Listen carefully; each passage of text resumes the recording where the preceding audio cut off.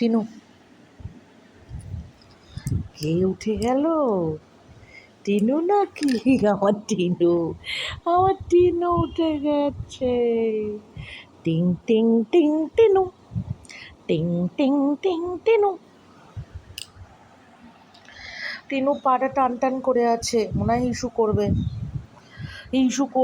Issue করার সময় পাটা টান টান করে থাকে, ভাল লাগে না।